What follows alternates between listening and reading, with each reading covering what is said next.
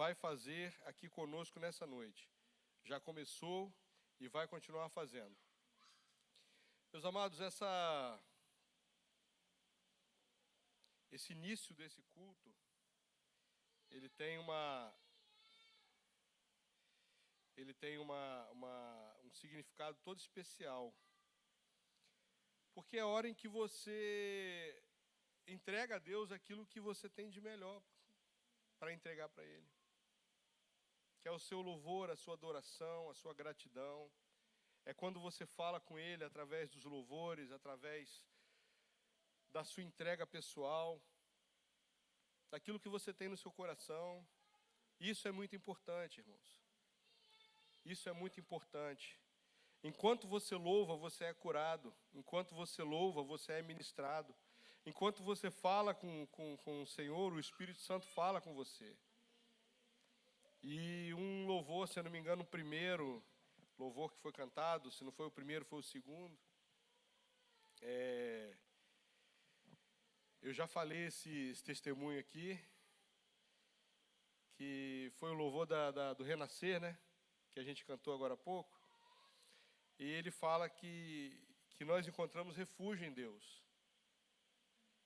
Eu me lembro que esse louvor, assim que... Logo depois que eu me aposentei, eu recebi uma ligação no meu celular. E uma voz assim muito estranha, uma voz rouca muito estranha. E falou meu nome. Gaviões, eu falei, sim, sou eu. Já estranhando, né? Tantos golpes que a gente vê por aí. E eu falei, sim, sou eu. Quem está falando? É o fulano. E falou o nome lá, que eu não ouvi aquele nome há muitos anos, há mais de 20 anos que eu não ouvi aquele nome. E é um nome comum, irmãos. E quando eu ouvi aquele nome, com aquela voz estranha, a primeira pessoa que me veio na cabeça foi aquele meu amigo de 20 anos atrás. E aquela voz estranha, eu falei, não é você, não é o fulano.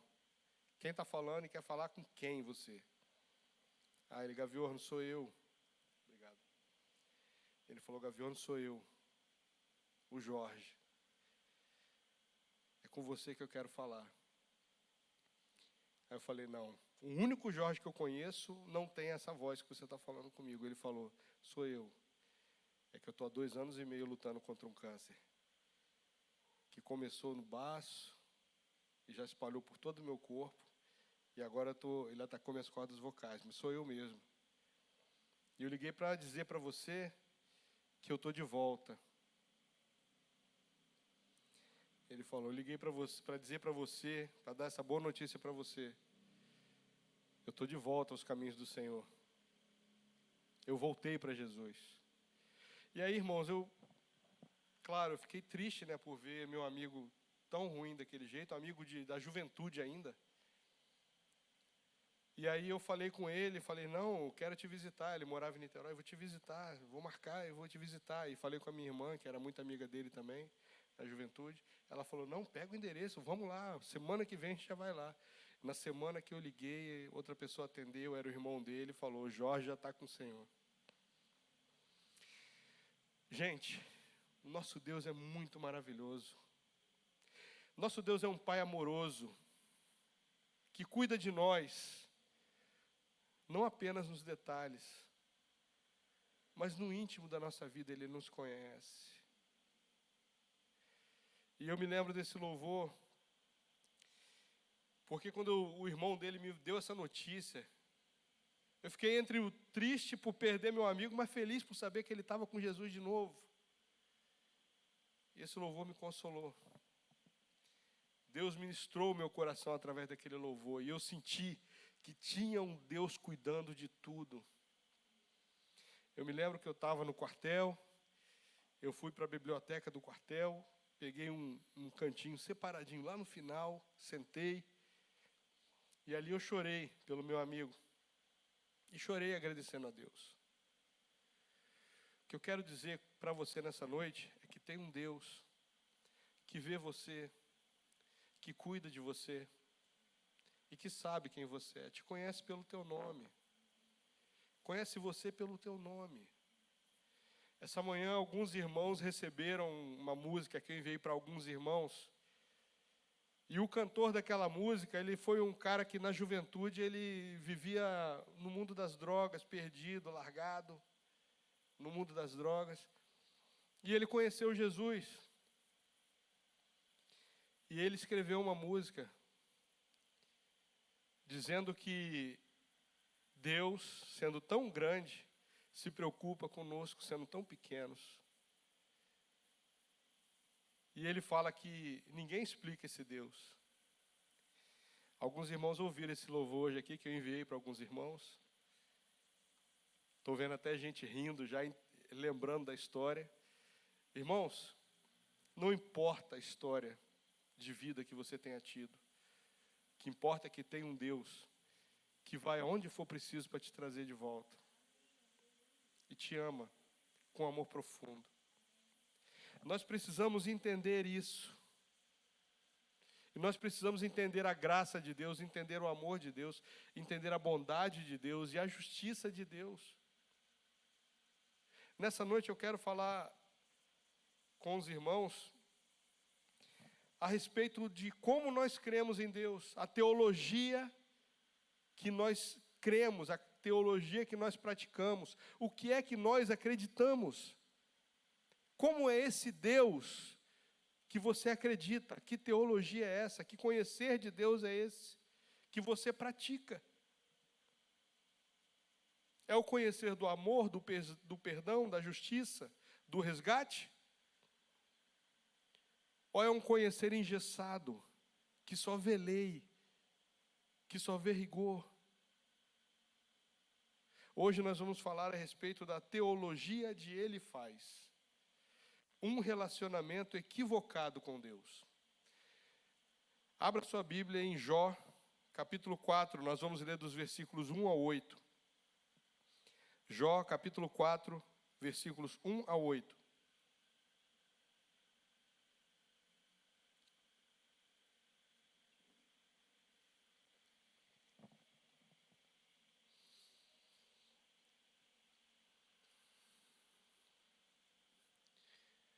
Amém?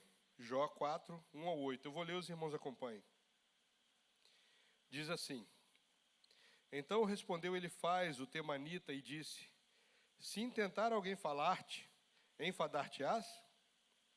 Quem, todavia, poderá conter as palavras?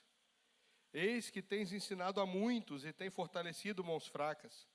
As tuas palavras têm sustentado aos que tropeçavam, e os joelhos vacilantes tens fortificado. Mas agora, em chegando a tua vez, tu te enfadas. Sendo tu atingido, te perturbas. Porventura, não é o teu temor de Deus aquilo em que confias, e a tua esperança a retidão dos teus caminhos?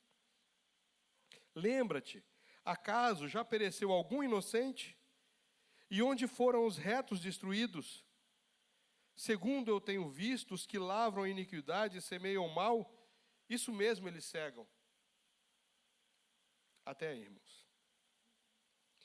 Pai, nós queremos te louvar e te agradecer pela tua palavra.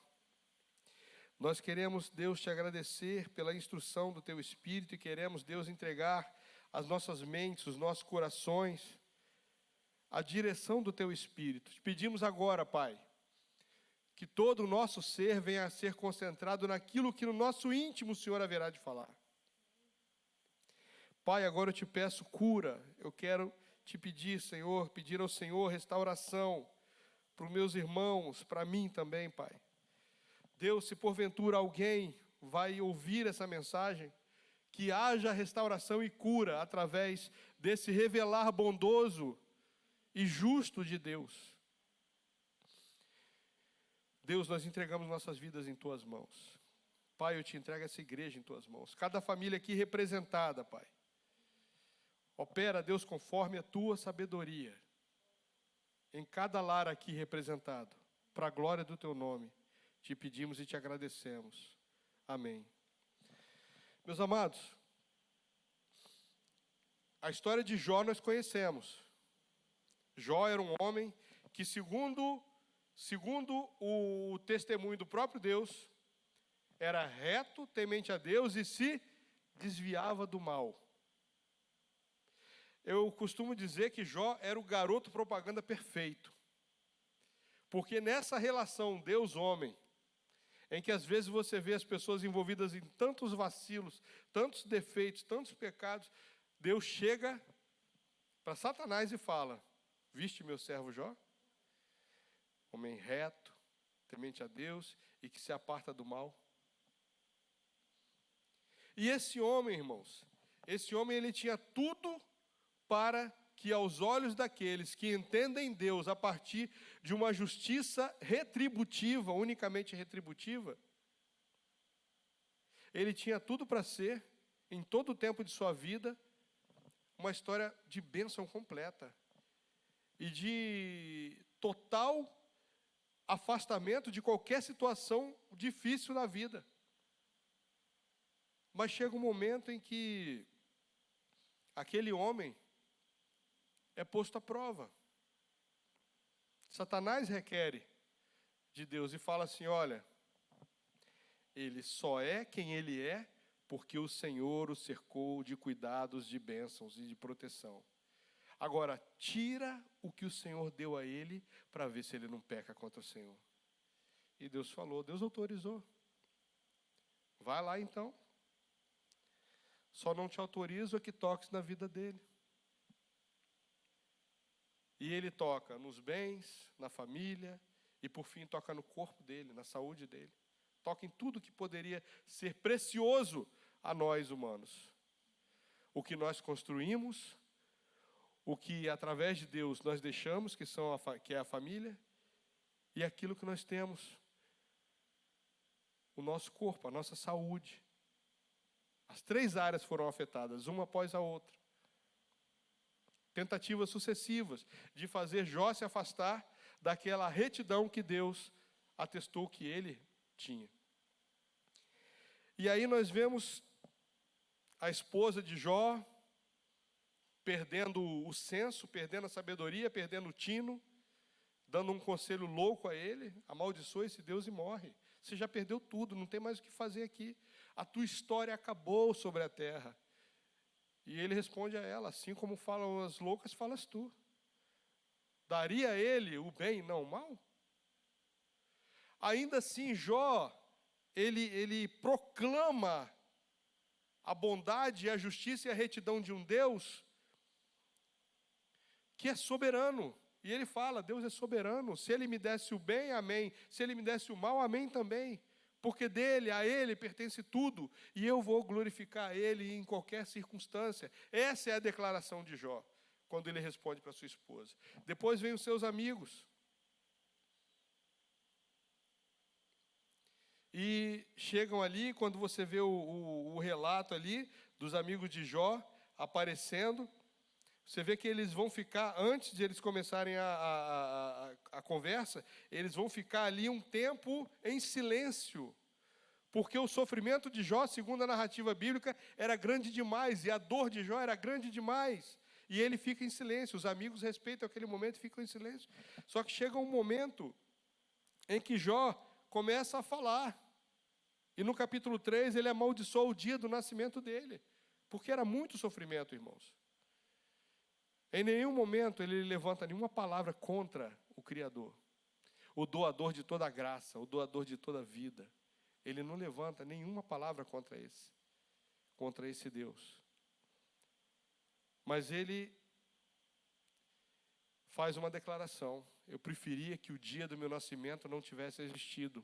Eu preferia que a parteira não tivesse ido à casa da minha mãe. Eu preferia não ter visto a luz. Eu preferia. Maldito o dia em que eu pisei nessa terra. Mas em nenhum momento ele reclama contra Deus. E aí entra o nosso personagem principal dessa exposição dessa noite. O texto faz referência aos conselhos de Elifaz, um dos amigos de Jó, que fora consolá-lo quando esse atravessava momentos de grandes provações. Elifaz defendia princípios teológicos equivocados. E o que vem a ser teologia, irmãos? Em linhas gerais, para não se aprofundar muito, para não precisar nos aprofundarmos muito, seria o estudo de Deus, O conhecimento de Deus. Como nós conhecemos a Deus, como nós sabemos, percebemos Deus e como nós nos relacionamos com Deus. É a teologia que revela isso. A teologia revela o caráter de Deus, a pessoa de Deus, os atributos de Deus. Através da teologia nós conhecemos Deus. Só que esse homem, ele tinha princípios teológicos equivocados. Ele entendia Deus de uma forma que não era como Deus era. Ele tinha uma base, um relacionamento baseado em troca de favores. E talvez você conheça pessoas assim. Talvez você, em algum momento da sua vida, já tenha pensado assim. Que você precisa fazer X para receber 2x. Que você precisa fazer isso para ser abençoado. Que você precisa trocar favores com Deus. Você precisa ser perfeito para ser salvo. Em algum momento, em alguma questão da sua vida, ou na questão da salvação, ou na questão de receber bênçãos, talvez você já tenha pensado assim, ou você conhece pessoas que pensam assim. E isso é equivocado, porque Deus nos abençoa de acordo com aquilo que é a sua vontade, independente do que nós fazemos. Para deixar isso mais claro, mais definitivo e mais cabal, Romanos 5,8 diz o que, irmãos? Romanos 5,8 diz o que? Cristo morreu por nós quando nós resolvemos andar em santidade, justiça e retidão. É assim que diz Romanos? Não, Romanos fala, Ele morreu por nós, sendo nós ainda pecadores. Então, quando a gente entende isso, a gente entende uma coisa. Tem um elemento aí que não encaixa numa teologia que diz que eu preciso dar alguma coisa para Deus para receber em troca. Isso é equivocado. Porque a nossa própria salvação, a redenção da humanidade, ela aconteceu no momento em que a humanidade rejeitava Cristo. Veio para o que era seu, mas os seus não o receberam. Mas a todos quantos receberam, deu-lhes o poder de serem feitos filhos de Deus. Se ante a rejeição da humanidade, o sacrifício de Jesus tivesse sido interrompido, barrado, não progredido, como era plano de Deus, hoje nós não teríamos a salvação. Mas esse elemento que entrou na nossa história, que muda esse quadro, que nós não precisamos trocar favores com Deus, esse elemento se chama graça. Favor imerecido. Um gesto anterior de Deus em nosso favor, para que nós fôssemos alcançados, aí sim, pela justiça de Deus. Nós não merecíamos ser salvos, mas Deus ainda assim providenciou um meio pelo qual nós pudéssemos ser salvos. E aí, a partir desse momento em que a graça nos alcança, aí nós começamos um processo de santificação, porque aí o Espírito Santo pode começar a trabalhar em nós. Porque a palavra diz que o Espírito não habita onde habita pecado. E o que tira o pecado do mundo é o sangue de Jesus. E o sangue de Jesus veio até nós através do sacrifício. Então o sacrifício trouxe o sangue trouxe a redenção, e a redenção trouxe o Espírito Santo. Tudo isso através da graça de Deus. Aí a gente vê, ele falando essas palavras para Jó, que nós acabamos de ler. Olha o versículo 7. Lembra-te, acaso já pereceu algum inocente? Queridos, quando alguém fala isso, por acaso já pereceu algum inocente? Você está querendo dizer o seguinte: Deus só age quando você se encaixa num padrão. E nós acabamos de ver que o Romanos diz que isso não é verdade. Deus faz antes. Se isso fosse verdade, nenhum de nós teríamos condição de estar hoje na presença de Deus, entrando no santuário de Deus e oferecendo sacrifício. Porque quem nos leva a essa entrega, a essa interação com Deus, quem nos leva é o Espírito Santo. É Ele que nos leva. Porque se nós fôssemos abandonados à nossa própria sorte, nós estaríamos atendendo aos impulsos da nossa carne, sem o Espírito Santo em nossa vida. E aí ele fala no versículo 7, já pereceu algum inocente? E onde foram os retos destruídos? Aí ele começa a dizer o seguinte, olha o que ele diz com isso. Crente não sofre. Isso é verdade? Não, não é verdade. Muito pelo contrário.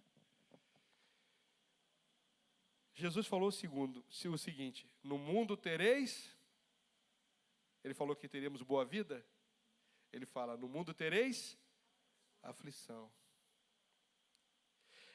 Jesus falou o seguinte, no mundo tereis, em alguns momentos, aflição. Foi isso que ele falou? Não, ele disse, no mundo tereis aflição. Enquanto você estiver vivo, você vai ser afligido. Quando Pedro fala sobre essa questão do sofrimento do justo, em sua primeira epístola, ele fala o seguinte, que Ló, habitando no meio da impureza, ele afligia sua alma, ou seja, Ló sofria, porque ele habitava no meio da impureza. Crente, irmão, ele tem aflição nesse mundo, ele habita nesse mundo, mas como que ele é o relacionamento dele? É um relacionamento de sofrimento. Por quê? Porque nós habitamos num meio que, como eu já falei aqui, é tóxico para nós, faz mal para nós. Não é bom para nós. E aí esse homem que tem essa ideia equivocada, versículo 7, versículo 8, ele fala, segundo eu tenho visto, os que lavram a iniquidade e semeiam o mal, isso mesmo eles cegam. Isso é verdade? É outro equívoco, porque o Salmo 73 vai mostrar que o ímpio prospera. E o salmista vai dizer que ele se afligiu e aquilo fez mal a ele, por ele ver que ele era justo, não prosperava, mas o ímpio prosperava. O salmista falou isso no Salmo 73. Então a gente começa a entender que tem um equívoco tremendo nessa teologia.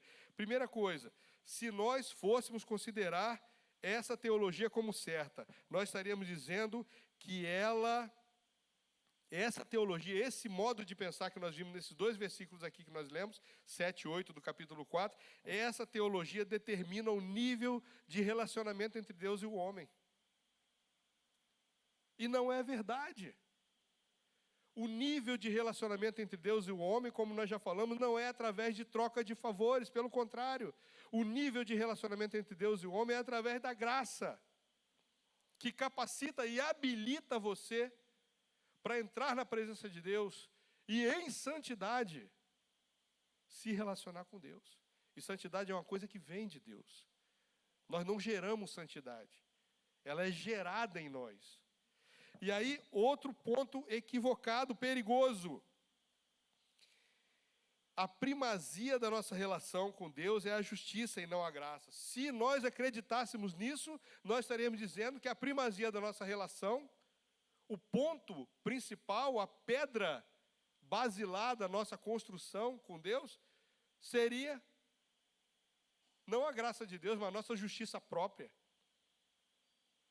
E aí sim, se essa teologia fosse correta, aí sim, nós precisaríamos viver a nossa vida inteira, fazendo boas obras, boas ações, para que fôssemos aceitos por Deus. E nós sabemos que a nossa relação com Deus não é baseada em boas obras. Nossa relação com Deus é baseada na fé, e não nas obras. As obras que nós fazemos e que são apreciadas por Deus e desejáveis a todo crente, elas são feitas em fé. Porque nós cremos, aí sim nós fazemos boas obras. Outro ponto perigoso, Se nós acreditássemos nessa teologia de Elifaz, nós estaríamos dizendo o seguinte: o meu bem-estar ou o meu sofrimento dependem apenas das minhas justiças ou injustiças. O meu bem-estar ou o meu mal-estar depende exclusivamente disso. E não é verdade. Outra vez não é verdade. A carta aos Hebreus vai falar de provações, vai falar de dificuldades. Pedro vai falar disso. Jesus falou disso. Tiago fala disso, que quando você é provado, ela vai produzir em você esperança, paciência. Então você é exercitado quando a dificuldade vem na tua vida, quando a perseguição vem, quando a injustiça te alcança, você é exercitado. Nós estamos falando aqui de Jó, irmãos. Ninguém melhor do que Jó para nos dizer como é que é o sofrimento, o que é o verdadeiro sofrimento. Um homem que perdeu tudo que ele havia construído, um homem que perdeu seus filhos, o homem que recebeu da sua esposa o conselho mais louco que um ser humano poderia receber, e um homem que, por fim, perdeu a sua saúde. Todas as áreas que são preciosas a nós, seres humanos, na nossa experiência aqui nessa terra, foi perdida por aquele homem. Tem alguém que conhece mais sofrimento do que aquele homem? Não. Na nossa relação humana aqui, não. Então o nosso sofrimento, justiça ou injustiça, não depende daquilo que nós somos ou fazemos. Podemos ser afetados por problemas, mesmo sendo retos, justos, tementes a Deus, e se nos apartarmos do mal. Acontece. Nós precisamos entender o quê? Como Pedro fala, de que maneira eu passo pelo dia mau. Se o dia mau me alcançar, eu preciso saber como responder a ele.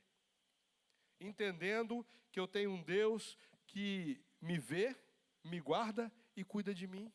E se algo ruim chegou até a minha vida, eu tenho que, primeira coisa, me calar. Falar só com Deus.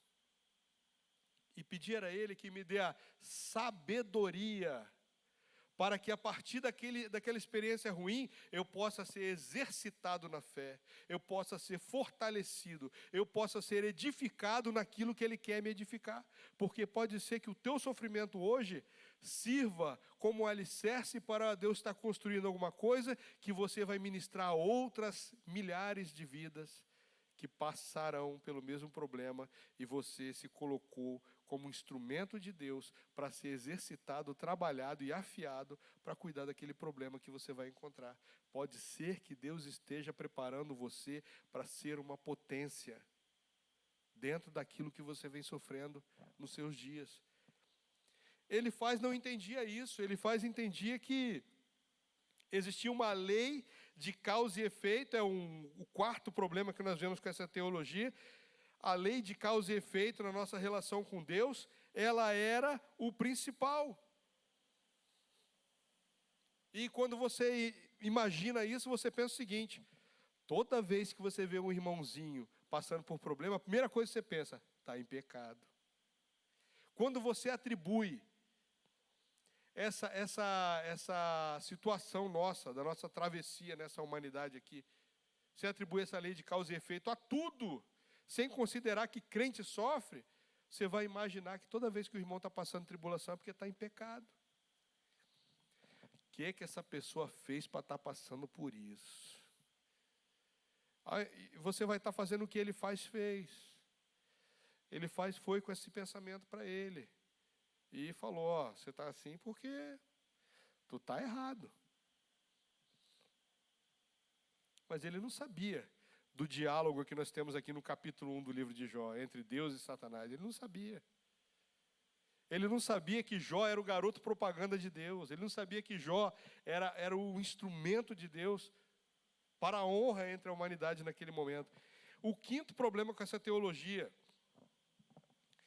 quando você crê nessa teologia de Elifaz, você acha que o homem se relaciona com Deus por aquilo que ele faz. Por aquilo que Deus faz e não aquilo pela pessoa que Deus é. Então nós teríamos uma situação de adoração a Deus só porque recebemos bênçãos. E quando Deus não nos abençoa, e eu quero falar uma coisa para você, irmãos. Pode parecer estranho eu falar isso aqui, mas creia, tem gente que quando Deus não faz o que ele pede, ele se rebela com Deus. Faz pirraça com Deus.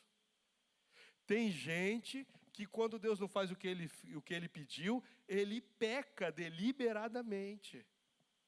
Ah, o senhor não está querendo fazer o que eu pedi, então também não vou ser santo não, esse negócio de santidade, não quero nem saber, eu vou, como diz o povo aí fora, eu vou meter o louco mesmo e quero nem saber. Eu estou aqui na igreja, aqui, certinho, lendo a Bíblia, e venho aqui, canto e contribuo, vou evangelizar, e nada acontece na minha vida. Ah, quer saber? Então eu vou curtir mesmo. E tem gente que tem esse nível de desconhecimento de quem é Deus. Serve a Deus pelo que Ele faz e não pelo que Ele é. Serve a Deus pelo presente que Deus dá a ele, não pela bondade de Deus, pela misericórdia, justiça e amor de Deus.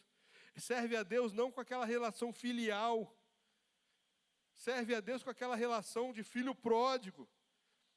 Senhor, ou o Senhor me dá ou eu vou aprontar. E quando Deus dá, apronta pior ainda. E volta em frangalhos para Deus. Gente, o meu amigo que eu citei no início aqui, foi essa história. Foi essa história. Ele tinha um problema sério.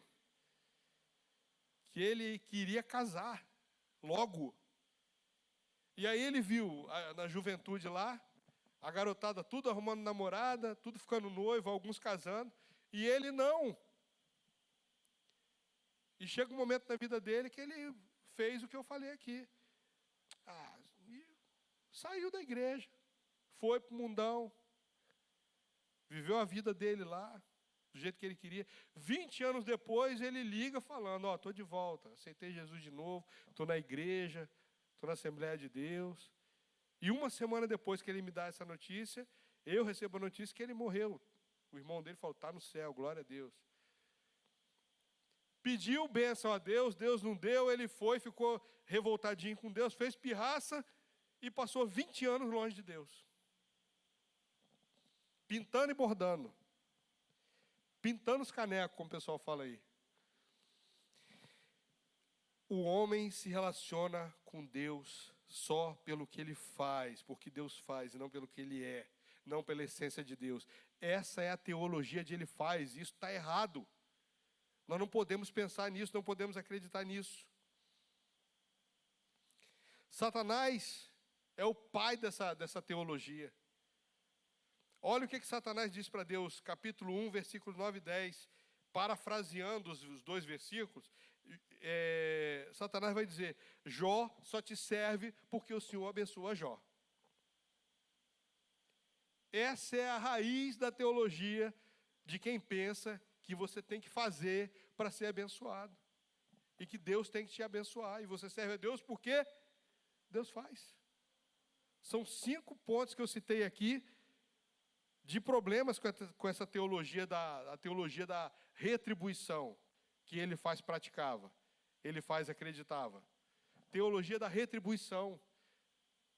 Mas não existe essa relação de retribuição? Existe. Sim, existe. Quando Deus chama lá o povo, chama Abraão e fala, qual é a exigência que Deus faz a Abraão? Falamos isso aqui recentemente. Anda na minha presença e ser perfeito. Deus exige isso dele. Anda na minha presença e ser perfeito. Ou seja, me acompanha, para onde eu for você vai, anda comigo, escuta o que eu tenho para te falar, aprenda quem eu sou. E naquilo que eu te ensinar, pratica. Ande na minha presença e ser perfeito. Ande comigo e reproduza tudo aquilo que eu ensinar a você. Quando eu ensinar você a ser justo, seja justo. Quando eu ensinar você a ter coragem, seja corajoso. Quando eu ensinar você a sabedoria, seja sábio. Quando eu ensinar você a se calar e entregar o seu direito, entregue o seu direito. Ande na minha presença e ser perfeito. Essa é a teologia. E a teologia contrária de ele faz é, quando você está com problema é porque você fez coisa errada. E Deus retribui a todos os seus filhos, aqueles que ele tem como filho, ele retribui o tempo todo com bênção. E se alguma coisa sair disso, não é de Deus. A Bíblia mostra que o mesmo justo, aquele que é abençoado por Deus, filho de Deus, escolhido por Deus, mesmo esse aí, ele passa por sofrimento. Salmo 73, versículos 3 e 4 diz assim: pois eu tinha inveja dos soberbos ao ver a prosperidade dos ímpios, porque não há apertos na sua morte, mas firme está a sua força. Salmo 73, versículos 3 e 4. Olha o que o salmista entendia. Nós falamos isso aqui recentemente. Você está olhando, quando você pensa assim, você está olhando para o lado errado. Você está tendo o injusto, o ímpio como parâmetro. E eles não são parâmetros. Eles não são parâmetros. Você vai encontrar muito ímpio aí, rico, próspero. Tudo que a pessoa faz dá certo. E quem foi que disse que prosperidade financeira significa bênção de Deus? Não. Bênção de Deus significa filiação de Deus, andar com Deus, ser obediente a Deus, fazer a vontade de Deus. Isso é ser abençoado por Deus. Se você levanta cedo, cava o chão, planta uma semente de batata, daqui a um tempo ela nasce, você colhe e vende, o próprio Salmo 73 diz que isso acontece com qualquer um. Justos e injustos. Não quer dizer que seja abençoado por Deus. Ele é abençoado com a chuva que Deus deu a todos. Ele é abençoado com o sol que Deus deu a todos. Ele é abençoado com a ciência da reprodução que Deus criou. A biologia que Deus criou. Foi criado por Deus. A plantinha que você planta, ela nasce. Pronto. Isso acontece com qualquer um. Justo e injusto. Então, esse salmista, ele fala que ele estava com inveja dos soberbos. Nós vemos aí um homem que estava afligido na sua alma, amargurado na sua alma, porque ele via gente que não era igual a ele sendo abençoado, e ele não. O outro ponto aqui, versículo 12 do mesmo Salmo 73. Eis que esses são ímpios e todavia estão sempre em segurança, se lhe aumentam as riquezas. Queridos, se nós fôssemos basear a nossa teologia, nosso conhecimento de Deus, a nossa relação com Deus nisso, nenhum missionário iria para o mundo islâmico.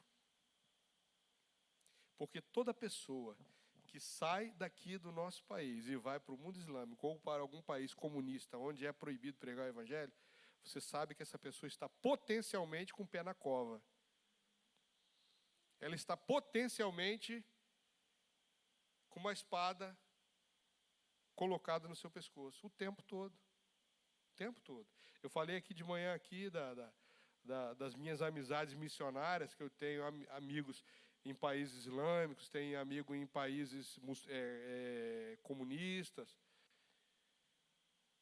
O nosso próprio cunhado, meu e de Vanessa, trabalhou na China durante muito tempo, e ele reclamava conosco que ele sentia saudade de assistir os cultos na Igreja Batista. Eu falava com ele: rapaz, vê pela internet, a sua igreja passa culto na internet. Ele falou: rapaz, eles têm um jeito, um filtro aqui, que você não acessa igreja. Eles têm um controle aqui, se você digitar no Google, o nome não aparece. O nome da igreja não aparece.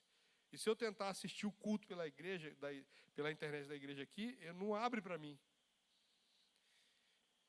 Então você vê aqui que o salmista, ele começa a entender que segurança e riqueza tinha alguma coisa a ver com bênção de Deus. E ele começa a achar ruim com Deus, porque ele era filho de Deus e não tinha isso. Segurança faltava às vezes. E o terceiro ponto aqui, versículo 13. do Salmo 73, na verdade, que em vão tenho purificado meu coração e lavado as minhas mãos na inocência.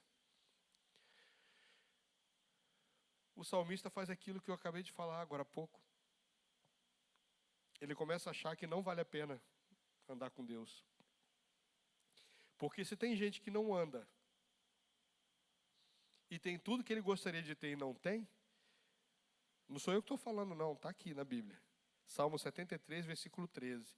Na verdade, que em vão tenho purificado meu coração e lavado as minhas mãos na inocência. Que tipo de pensamento é esse aqui, irmãos? É o pensamento da teologia errada que nós falamos. Se eu tenho o meu coração purificado e minhas mãos limpas na inocência, Deus tem obrigação, isso aqui é a teologia errada. Deus, ele faz. Teologia errada de ele faz. Deus tem obrigação de me abençoar. Isso é teologia errada. Isso é não conhecer a Deus. Isso é não conhecer a Deus. É não conhecer o básico sobre Deus. O terceiro ponto aqui, o sofrimento e o bem-estar aqui na terra estão relacionados a algumas coisas que nós vamos ver agora. Sofrimento e bem-estar aqui na terra estão relacionados a algumas coisas que nós vamos passar a ver. Primeira coisa, ao pecado. Sofrimento e bem-estar aqui na terra estão relacionados ao pecado. Romanos 5,12. O que diz Romanos 5,12? Projeta para a gente aí, por favor. Romanos 5,12, o que diz?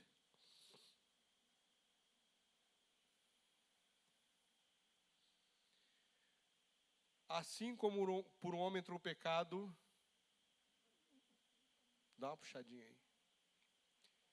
Entrou o pecado no mundo, pelo pecado a morte, assim também a morte passou a todos os homens, pois que todos pecaram. Todos pecaram. Então, sofrimento tem a ver com pecado. Esse texto aí diz isso. Que porque o pecado entrou na humanidade, o que entrou junto com o pecado? A morte.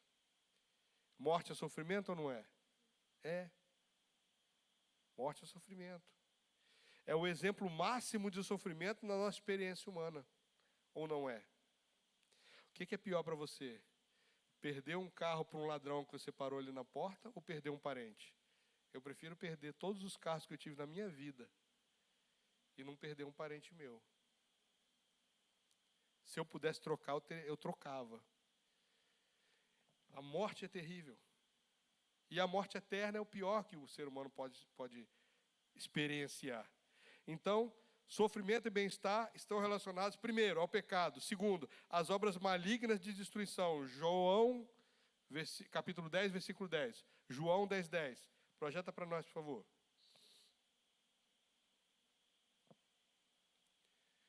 O ladrão veio somente para roubar, matar e destruir. Mas Jesus veio para quê? Que tenhamos vida e vida em abundância. Então, sofrimento e bem-estar estão relacionados às obras malignas de destruição. A obra do diabo é matar, roubar e destruir. E quem é que tem essa função de dar vida e vida em abundância? O Senhor.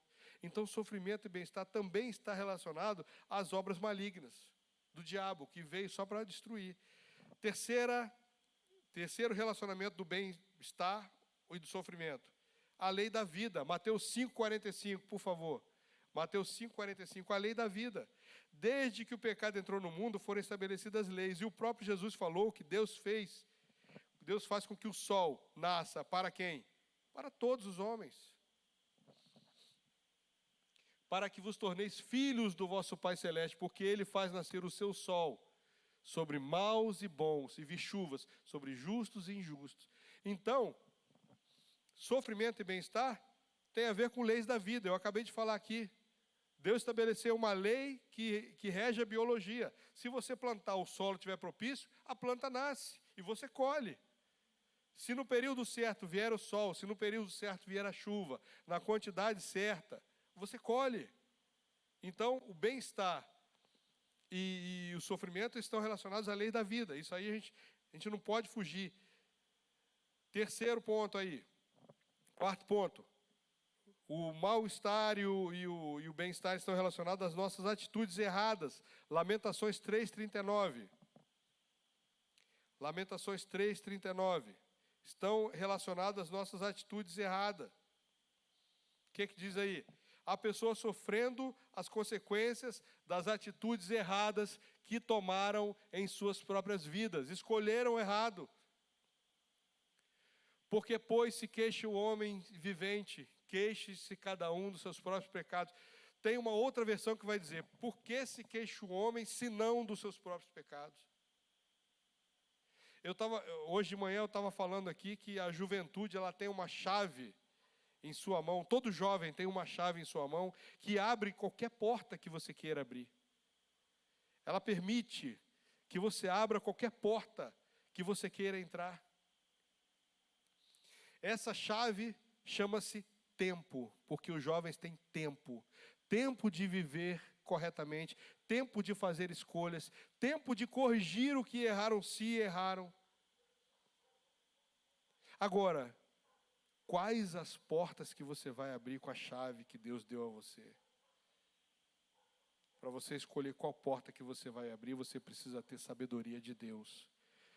Pai, tudo que você for fazer, Pai, primeiro, Pai, tenho essa opção e essa aqui. Qual das duas eu tomo? Só tome uma decisão na tua vida quando Deus mostrar a você que o caminho que você está seguindo é o caminho correto, que vai levar à bênção.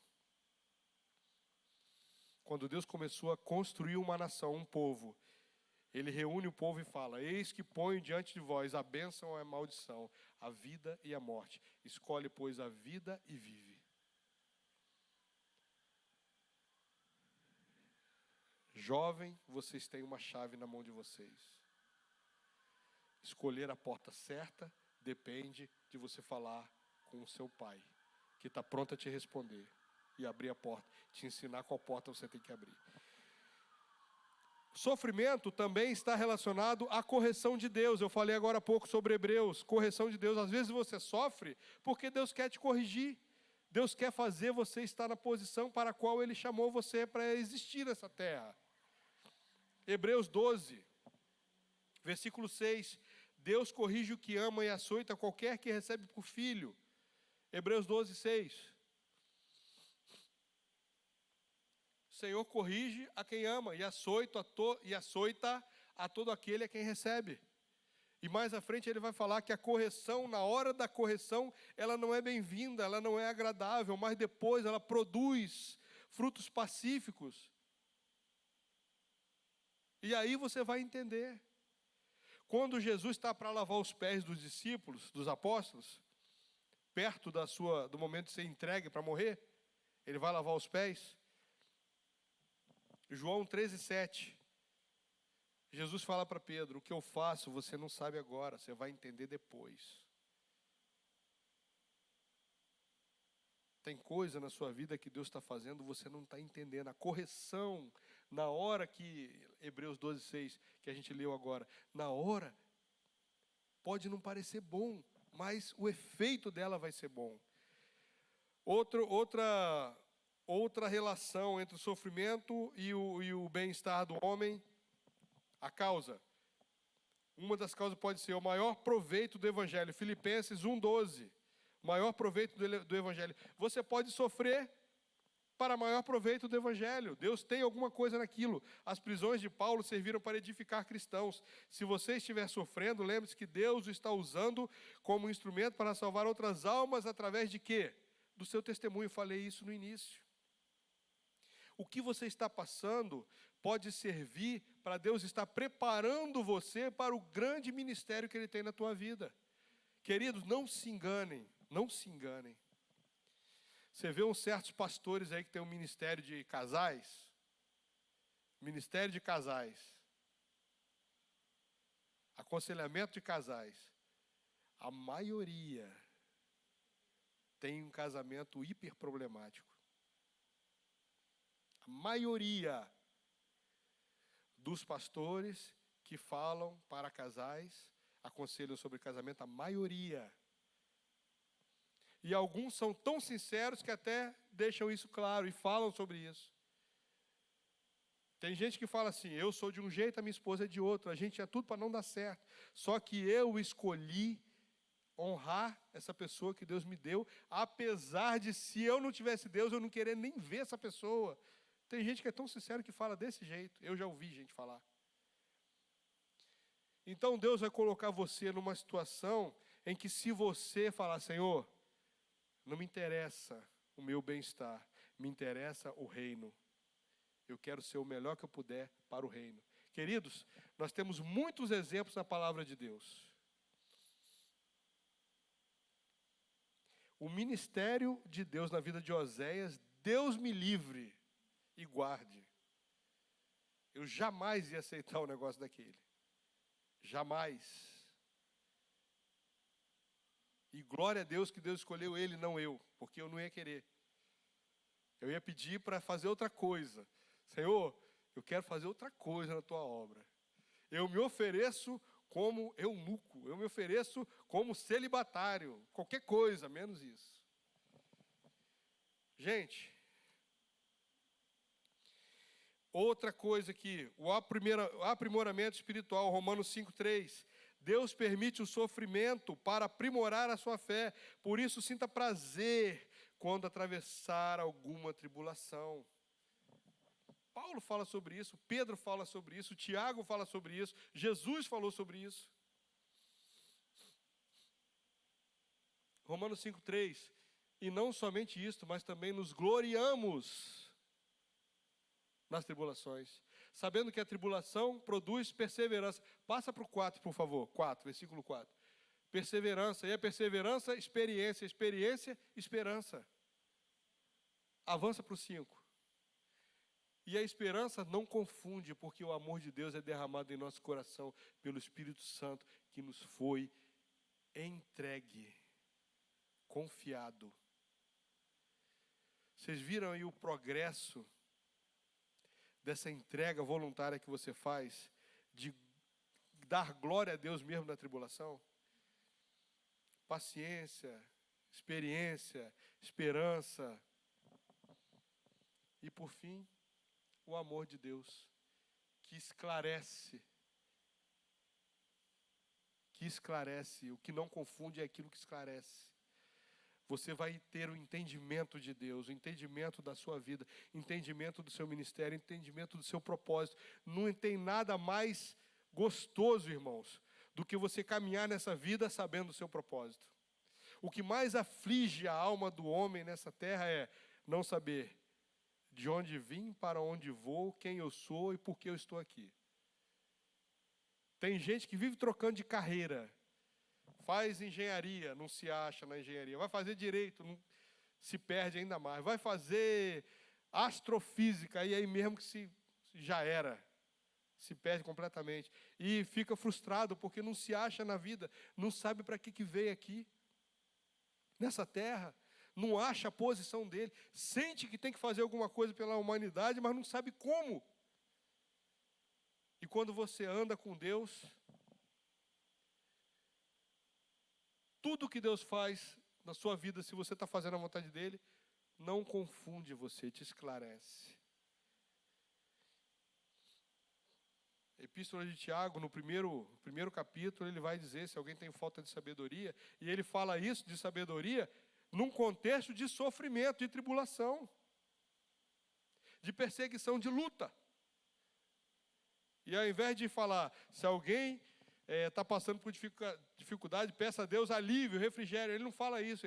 Se alguém tem falta de sabedoria, quando estiver sendo provado, estiver passando por grande tribulação, peça sabedoria a Deus, e ela lhe será dada. Porque Ele é que dá a sabedoria, e não lança em rosto.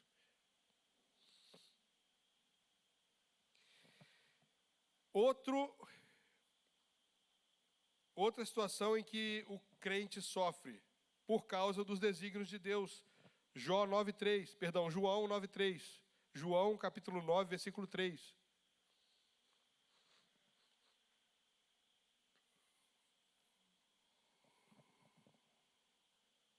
Perdão, não é João, é Jó mesmo. É o diálogo. Vai lá, João 9:3. Jó 9:3.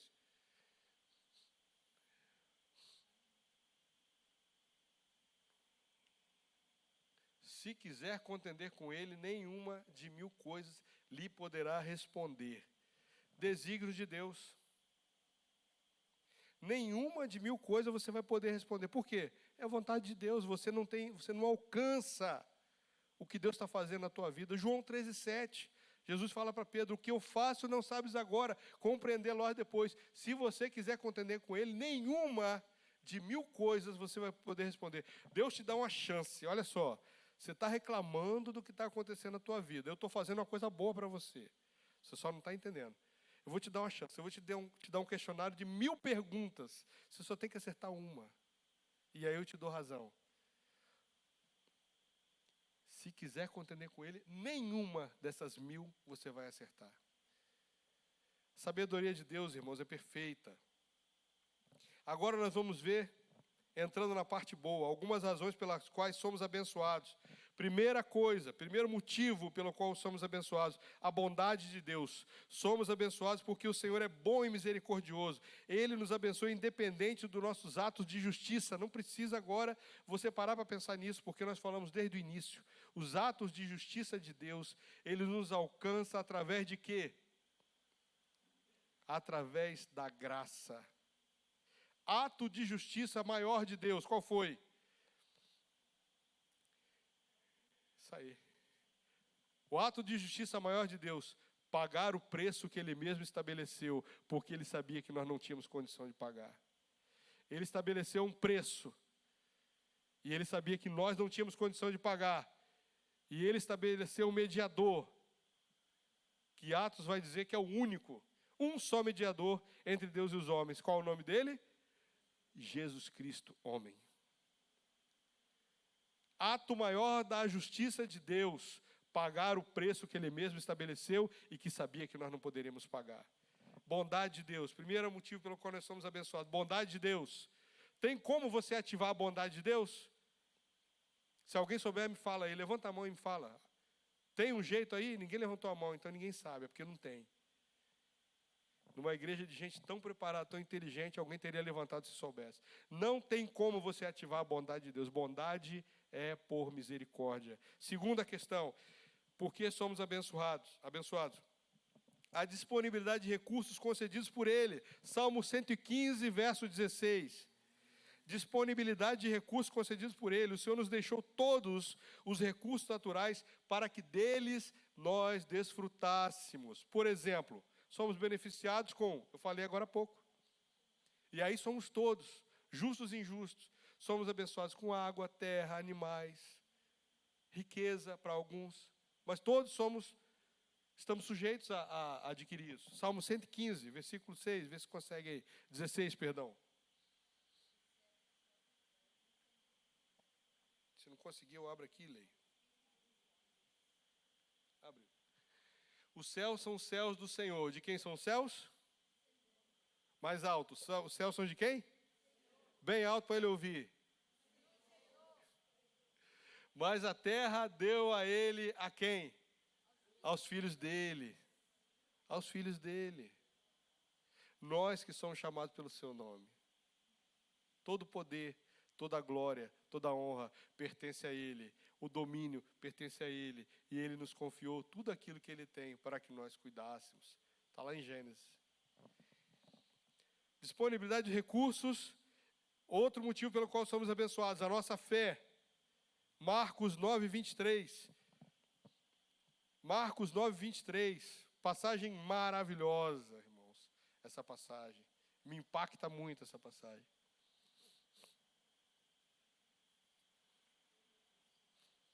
Vai para o 24, por favor.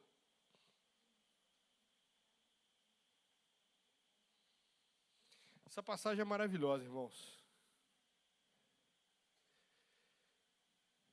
A nossa fé. Por que somos abençoados? Pela nossa fé.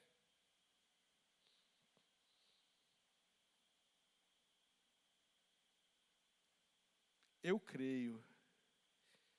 Ajuda-me na minha incredulidade. Irmãos, isso é lindo. Alguém que tem tanta sinceridade que fala assim, Senhor, eu creio, mas eu estou tão arrebentado, eu venho sofrendo tanto com meu filho que está endemoniado já há muitos anos, e tem hora que o diabo joga ele no fogo, outras joga na água, e eu não aguento mais. Então eu creio, eu sei que o Senhor faz. Mas me ajuda. Me ajuda. Se eu não conseguir crer a esse ponto, me ajuda. Nossa fé. Outra questão pela qual Deus nos abençoa, as nossas atitudes. Se nós não nos associarmos a pessoas habituadas a uma vida errada, se nós soubermos esperar com paciência, essas atitudes irão contribuir para o nosso bem-estar. Não preciso avançar muito nisso. Por quê? Você sabe muito bem que a sabedoria popular diz que quem com porco se mistura, farelo come. Quando você anda com o ímpio, você compactua com ele, andar para evangelizar, andar para estar pregando o evangelho, tudo bem. Mas quando você compactua com ele, entra nos negócios dele, participa de coisas erradas, você está pedindo para não ser abençoado. Você está pedindo para ter problema. E quando o problema vier, não adianta falar, Senhor, por que o Senhor não me avisou? Está na palavra, não anda com ímpio. Não faz negócio com ele. Se afasta dele e dos propósitos errados dele. As promessas de Deus, outro motivo pelo qual somos abençoados. 2 Coríntios 1:20. Deus nolas fez e Jesus concordou com elas. O quê? As promessas. Deus nos fez promessas, Jesus concordou com as promessas, as quais se manifestam por meio de quem? Do próprio Jesus. Jesus é a promessa principal que nós temos. Ele é o prometido desde a fundação do mundo, antes da fundação do mundo. Ele era o Cordeiro prometido. 2 Coríntios 1:20. Porque quantas são as promessas de Deus, tantas tem nele o sim. O que isso quer dizer, irmãos? 2 semanas atrás, nós pregamos aqui que nós devemos confiar em Deus. E nós demos os exemplos por que devemos confiar em Deus. Exemplos históricos e exemplos atuais dos nossos dias. Quem veio aqui hoje na escola dominical ouviu vários testemunhos de ações de Deus maravilhosas que estão acontecendo hoje com pessoas próximas a nós.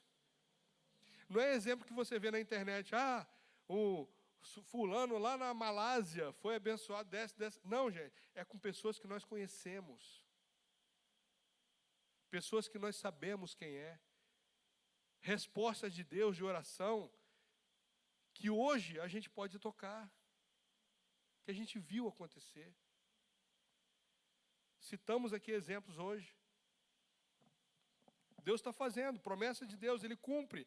A profunda comunhão com Deus, profunda comunhão com Deus, é causa de você ser abençoado. Por nós termos profunda comunhão com Deus, as janelas dos céus podem estar abertas, de modo que sejamos grandemente abençoados.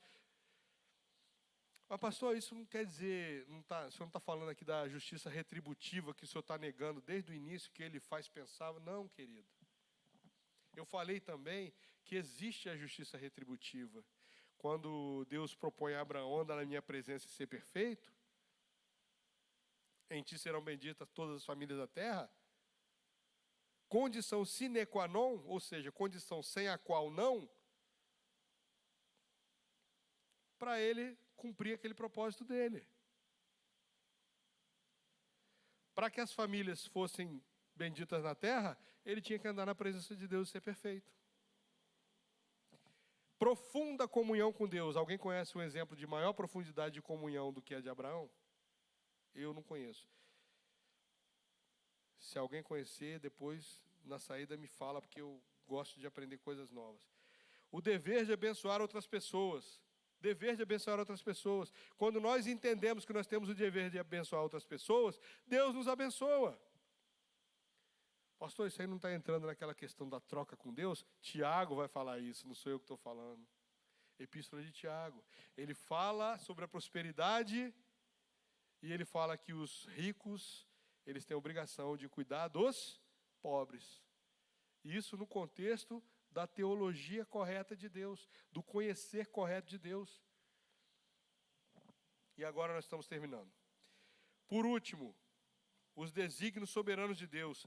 Deus tem propósitos especiais quando abençoa uma pessoa. Não temos uma explicação lógica para tudo o que acontece com o seu povo. E aí você tem que entender uma coisa.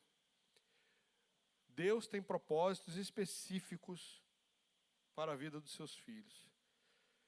Se você começou a ser abençoado, comece a perguntar para Deus: Senhor, o Senhor está me abençoando para ser dono de 10 casas em Orlando,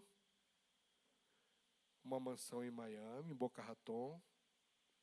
O Senhor está me abençoando para ser dono de um iate, helicóptero, isso e aquilo, só para isso? Ou o Senhor está querendo contar comigo para algum outro propósito nessa terra?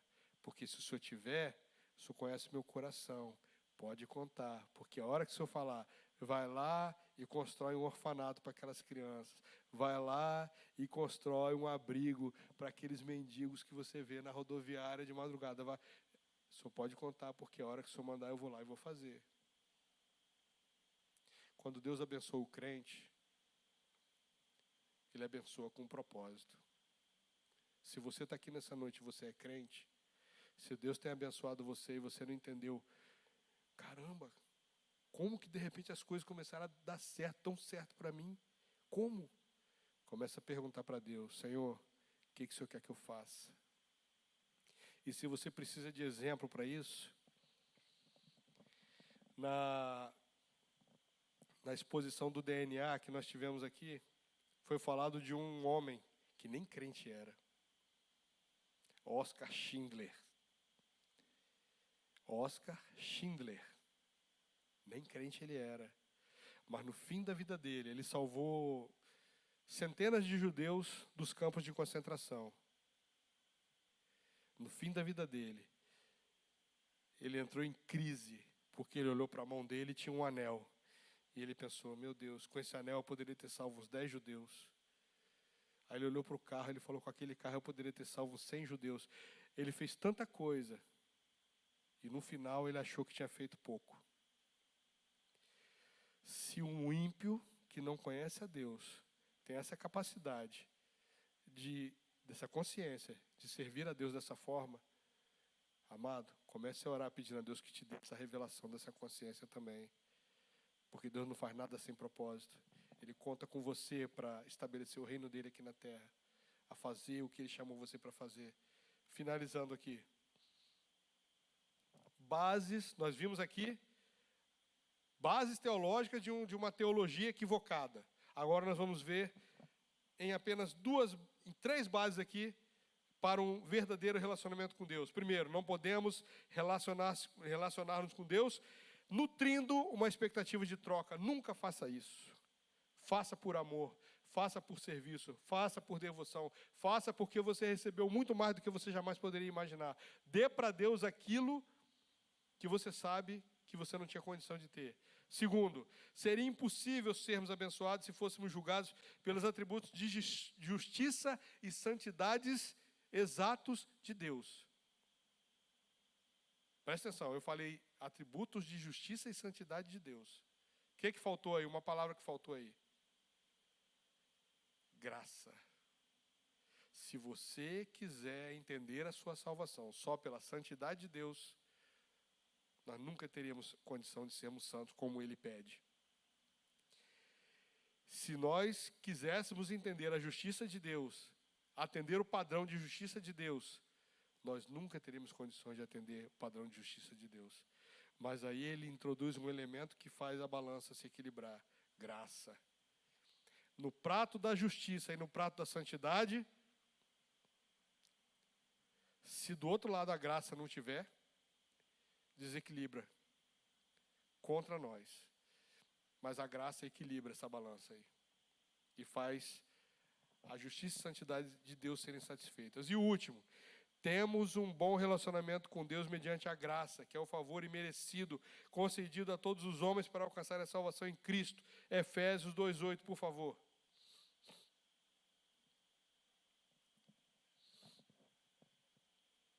Enquanto a Tainá coloca ali, se fôssemos julgados pela santidade de Deus, não mereceríamos nenhuma bênção, porque somos pecadores. Isso eu já falei. Se fôssemos avaliados pelo senso de justiça de Deus, não mereceríamos ser salvos, nem ser salvos. Pois erramos o tempo todo, ou não? Sim. Porém, há 3 atributos que nos garantem as bênçãos de Deus. 3 atributos de Deus que nos garantem a bênção de Deus. Primeira coisa, o amor. Segunda coisa, a bondade. E terceiro, a misericórdia. O que é justiça, irmãos? Justiça é dar ao homem aquilo que ele merece. Se você é pecador, você merece ser punido. Se você não é pecador, você merece ser premiado. Justiça é dar ao homem o que ele merece. E o que é misericórdia? Dar ao homem aquilo que ele não merece. A misericórdia de Deus faz você receber de Deus algo que você não merecia. Lembra de Romanos 5,8? Ele morreu por nós, sendo nós ainda pecadores. Justiça te dá o que você merece. Misericórdia te dá o que você não merece. Mas aí não fica injusto? Colocamos a graça e fica tudo certo. A graça garante a misericórdia de Deus. Terminando. Somos salvos pela graça de Deus, do nosso Senhor Jesus Cristo, por meio do seu sangue derramado na cruz do Calvário. Recebemos a bênção da salvação, a qual será cumprida na vida de todo aquele que crer na palavra de Deus. Hebreus vai dizer, é importante que todo aquele que dele se aproxima, creia que ele existe. E que é o quê? Galardoador daqueles que o buscam. Todo aquele que dele se aproxima, creia que ele existe e que é abençoador daqueles que o buscam. Tiago 1, de 2 a 4 vai dizer, meus irmãos, tende por motivo de toda alegria, passardes por várias provações. Tiago 1, para quem está anotando, Tiago 1, versículos 2 a 4. Sabendo que a aprovação da vossa fé, uma vez confirmada, produz perseverança. Perseverança deve ter ação completa, para que sejais perfeitos e íntegros, em nada deficientes. E para terminar, 1 Pedro 1, de 6 a 9 diz, nisso exultais, preste atenção nisso, nisso exultais, embora no presente, por breve tempo, se necessário, sejais contristados por várias provações, para que, uma vez confirmado o valor da vossa fé, muito mais preciosa do que o ouro que perece, mesmo apurado por fogo, redunde em louvor, glória e honra na revelação de Jesus Cristo, a quem não havendo visto, amais, no qual não vendo agora, mas crendo, exultais com alegria indizível e cheia de glória, obtendo o fim da vossa fé, que é o quê? A salvação da vossa alma. Então, para terminar essa mensagem, eu quero dizer para você o seguinte, precisamos ter o entendimento correto de quem é Deus.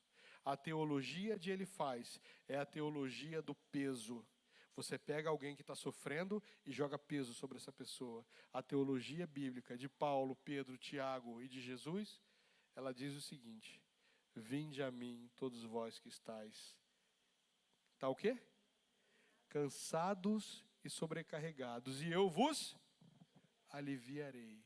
Tomai sobre vós o meu jugo e aprendei de mim que sou manso e humilde de coração. E encontrareis o quê? Descanso para as vossas almas. A quem sofre, manifeste a graça. A quem precisa de paz, ministre o perdão.